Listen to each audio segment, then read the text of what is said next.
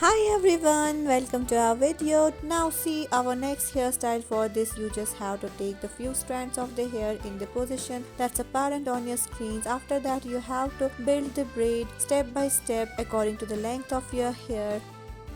Mostly the hairstyles that are discussed here are of the medium length or the longer one. Even short hairstyles, shorter hair length can also try these one. For this hairstyle you may need different colors of the ribbon like we are using here: red, purple, yellow, pink, etc. You can use any of your favorite color. Then we are building this hairstyle. At last may look like a hat that has been placed on the head of this girl. It's somewhat Chinese look.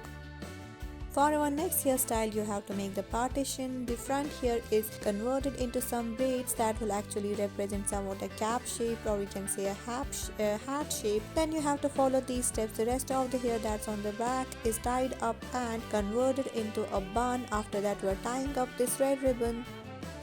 For our next hairstyle, you have to make the partition of your hair. The front hair is converted into some of the braids like we are doing here. For this you just have to make some twists and the turns using your fingers. It will look like a hat. And now we are going to take the rest of the hair that we are tying up using a rubber band.